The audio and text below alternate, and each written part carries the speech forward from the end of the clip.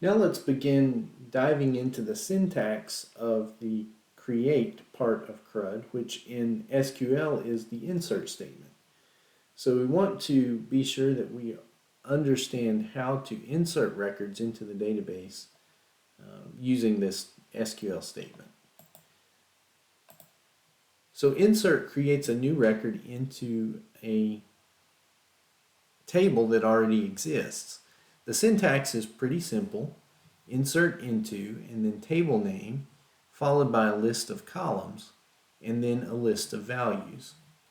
We notice there that the column list is optional because anything that appears in brackets is optional. So we can set the column list here. The keywords insert into specify that it is time to create a new record in a table called table name. And that's the table that we target for the insertion. And for some of the examples that I'm going to use, I will show you examples based on this particular setup. So we have a person who owns a car. The person can own many cars, and we have a foreign key from the car table back to the person.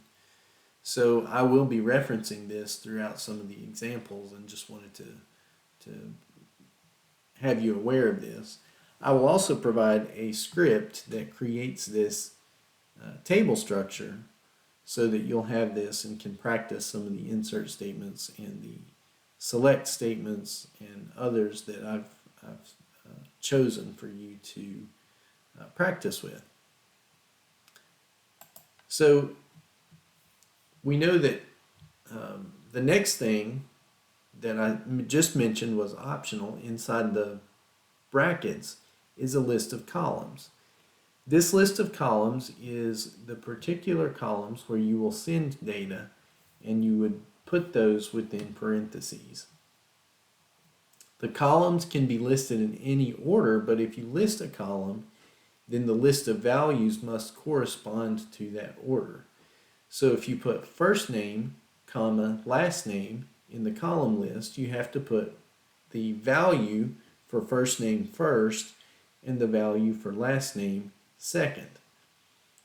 If you put last name, comma, first name in the column list, then you have to put the value for last name first and the value for first name second. So only columns that can have a null value can be excluded from the list of columns. But if you do not specify a list of columns, then the result would be that you must include all values for every column in the values list. So the values keyword is the next step, and it is required, and a list of values that lists the exact values to add to the table in column order or in the same order as the column list you specified. Single quotes are used for literal strings or dates like 2024 -01 -01. That represents January 1st, 2024. And the month would come before the day of the month. So it's year, the month, and then the day of the month. Numeric values in the values list do not need quotation marks. Another thing that MySQL allows you to do is to specify the insertion of multiple rows using a single insert statement. Not all SQL syntax allows you to do this. MySQL is one of the systems that allows you to do multiple rows in a single insert statement. Oracle, on the other hand, still has some issues doing this. So we notice here that we can still specify the columns list, but here we have a comma separated list for each row.